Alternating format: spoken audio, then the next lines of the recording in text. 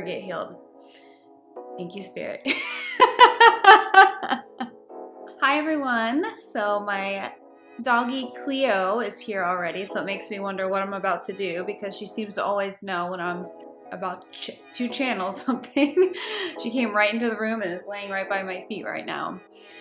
But what's been coming through for me within the past week and then today, so much started to come through. I just had to get on here and share. But last week I was tapping into an ego death that I am going through. I feel like we're kind of always going through some level of an ego death on our spiritual path as that ego starts to shed and, become less strong. Not that the ego is necessarily bad, but, too much ego can be destructive. But then that got me onto the topic of ego death relating to identity, because what I've been going through, many of you probably do not know this, but for the last 7 years, I've been a active real estate agent doing all sorts of things between buying and selling residential, even getting into commercial and investment properties. And you're probably like, then how the heck are you on this path? Because it feels like two different things a lot of the time. But the more I've been leaning into my intuition and different healing abilities, the more and more that side of me seems to be not aligned. And I haven't quite fully let go of that version of myself. I think it's scary to let go of that version of myself because to me, that version equaled success. So I'm having to reframe what success means to me, and it's been an interesting process, and I feel like I've come a long way within the last year or so, but I realize I haven't fully let that go yet. I'm still gripping onto this part of myself, and depending on who I'm in front of, I will tell them that I am a real estate agent, because to me that just feels like more identifiable and that people can relate to me, because being on this spiritual path, you can often feel like you're in La La Land on your own little boat. That's the first thing that came to me. But anyway, that took me to another level of identification that I was not expecting, that came through super strongly this morning. And it has to do with creating our own reality. So, and it also has to do with shadow work and our past and our future. So let me explain. Spirit came through and basically said, whatever we are identifying ourselves as, we create that reality. So if you are kind of stuck on this healing path of never feeling good enough, like you always have something to heal, and you keep going back to that thing that made you the way you are now, and it's like that thing that you just can't, it just keeps popping up, and it can't ever get healed.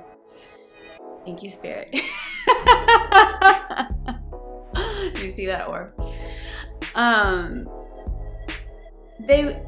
They are not discrediting that healing, going back. I do feel like shadow work and going back to traumas is important. We need to heal it, but Spirit's encouraging us to heal it quickly and to get over it. Like, it's time for us to get over that hump. We are no longer going to live in this karmic cycle. We're clearing that effective immediately. Like, go back, clear it, heal it, wipe your hands of it. You do not need to live in that energy. Because when you keep living in that energy, you're continuing to create your reality around that. No matter how many times you go back, it's like you keep living in that. So then that brings me to timeline shifting. I do a lot of quantum timeline shifting, and they were telling me this is why vision boarding can be very beneficial to people. When you start to envision that life that you want to live and you're seeing it in your vision every day. And they said after my quantum alignment sessions, this is what I should be doing with people now. Having them create a dream board that reflects this new timeline that they want to be in, so that they can visualize that. And that is their new identity, but it needs to be also in their present moment. They are identifying themselves in this present moment as that future self. And that is going to catapult it to create the manifestation and the timeline that you wish to be on.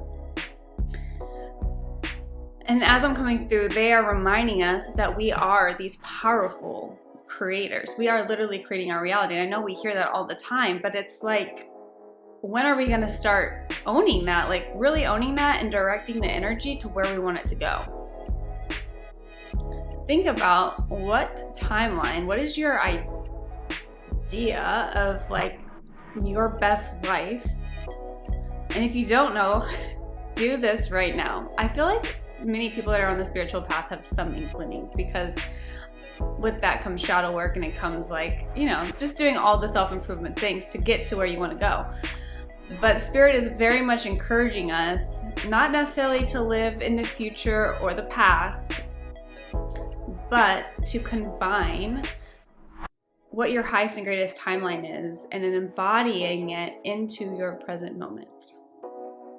I hope that makes sense. Feel free to rewind and go back to this, because I feel like I just dropped a lot of information and it might need to take some time to resonate into our human minds. So I just wanted to sit with Spirit for a moment to see if there's anything else that they wanted me to add to what I just talked about. And I feel like there's many ways you can go about tapping into this higher timeline. You can meditate, visualize, get the visualization on paper so that you see it every day. They're also showing the timeline shifts that I do in the Akashic Records, and also showing me portals, which I've been doing ironically lately. I've been like just meditating and going into portals. This little Spirit again. Going into a portal that's of your highest and greatest good. They're kind of calling it like the void almost, but it's like this energetic portal that you can go to create, to manifest your creations. Yeah, they're showing me like a portal where you can go in, and this is like your spirit self being free and unlimited and just creating what it wants to create. And then setting the intention when you come out of the portal that those things that you're creating is going to be magnified and attached to you, because it's your creation. I think this is a very important thing that I want you to take away from this. Do not let the thoughts of other people's, the dreams of other people, the things that you see on social media specifically every day that are telling you what your dream should be. Listen to what your heart wants your dream to be. It could be completely different, and it doesn't need to be what society deems as successful or whatever. And they're saying a little trick that you can do as you do this exercise and kind of tap into your heart. They want you to put your hand on your heart and just ask, what does my soul really truly want? What would fill my heart and soul up? And then listen for the answer. You'll hear it. It'll sound like your own voice. It'll sound like your own voice, but just trust the things that come up. And then you can ask your brain, or you can ask your heart to rewire your brain so that it reflects your heart's desires. They're also saying another trick for this is you can also ask your ego to be reduced to less than 3% for the purpose of this exercise, so that you can more easily tap it to your pure soul essence.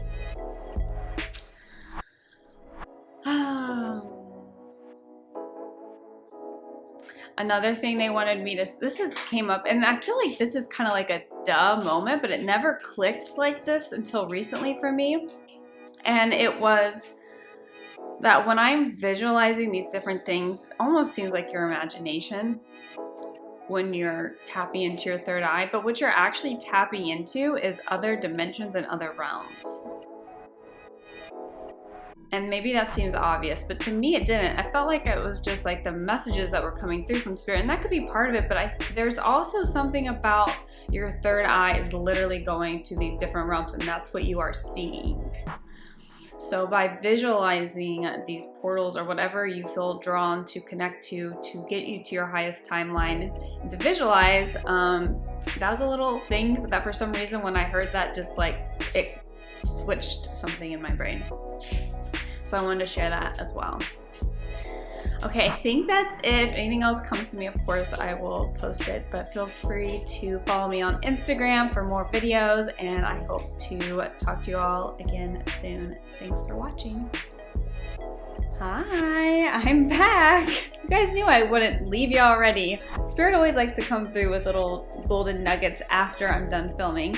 But in the meantime, I did find this cool setting on my phone where I can change the focus when I'm recording. But anyway, so Spirit came through and dropped another bomb, which now makes sense. So I've always had the perspective that self-worth was definitely not the whole picture when it comes to creating your reality or the amount of money that you make. And I know this is controversial because so many teachings say that your self-worth is correlated to how much money you can bring in, because do you feel worthy of bringing in the money, blah, blah, blah, blah, blah. But I was like, this just does not resonate with me. And I'll tell you a couple of reasons why, because I know some people with very low self-worth that make a lot of money. So please tell me how the two correlate. That doesn't make sense. But then they also say a lot of people, you know, they can't hold the money, they spend all the money, and that also has to do with self-worth. So I'm not saying that self-worth, the energy of self-worth is not at all related to money. I just don't think it's the end-all be-all. And hear me out. Spirit gave me a little nugget of information that kind of solidified everything I've been thinking all along. So, you know how they say fake it till you make it? And I do see quite a bit of people, they have embodied that future self, although their self-worth maybe isn't quite to the level it needs to be. They've faked it till they made it. They're gonna make it. And I swear that energy does brings it through because they're starting to embody it, whether they fully believe it or not. It's a gradual process so where they eventually believe it and it comes to fruition. Because for me, I'll just give you the example with the real estate. I faked it till I made it, and then I got to the point where I was consistently making good money. But my self-worth wasn't necessarily to where it's at right now. Does that make sense? I hope I'm making sense here, but they're showing me how it's more so the embodiment of your future self. You don't need to be perfect. You don't need to get down on yourself if you feel like you're I just know with me, I always felt like I was never healed enough, and there was something wrong with me because I couldn't get my self-worth high enough. I don't know. There's just it just always felt like an uphill battle, and they're saying no, give yourself some grace. Don't put it all on the self-worth aspect, and just focus more on the embodiment. And that they're saying the confidence in the self-worth will grow when you do that.